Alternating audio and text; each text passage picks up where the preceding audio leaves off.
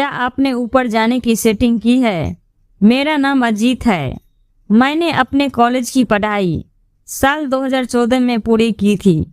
College में मेरे बहुत सारे दोस्त थे, लेकिन सभी दोस्तों में राजू और उमेश मेरे सबसे घनिष्ठ मित्र थे। ग्रेजुएट होने के बाद मेरे कई दोस्त नौकरी की जुगाड़ में लग गए और कुछ ने उच्च शिक्षा हासिल करने की राह पकड़ी। विद्यार्थी जीवन में मेरे कई दोस्त पढ़ने लिखने में काफ़ी अच्छे थे, तो कई दोस्तों की दिलचस्पी खेल कूद में थी, लेकिन राजू सबसे अलग था। वह सेटिंग में माहिर था।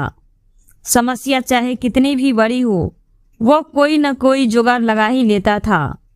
उसने नेतागिरी को ही अपना धंधा बना लिया था, इसलिए हम सभी उसे सेटिंगबाज कहकर पुकारा करते थे।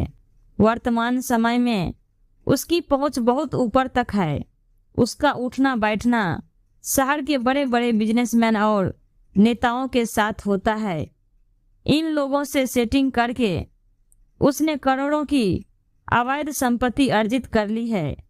अपने पत्नी के नाम से 4 पेट्रोल पंप खरीदा है। अपने छोटे भाई को राशन की डीलरशिप भी दिलवाई है।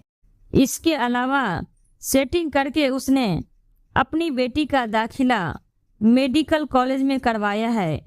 एक बार तो काला बाजारी के आरोप में उसकी गिरफ्तारी भी हुई थी और उसे जेल भी जाना पड़ा था, लेकिन जेल में भी उसने जेलर से सेटिंग करके वीआईपी सुविधाएं ली।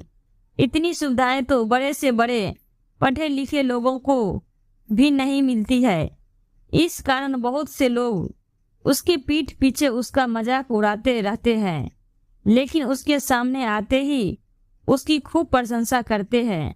पता नहीं कब किस काम के लिए उसकी जरूरत पड़ जाए। लेकिन आज एक अनहोनी हो गई।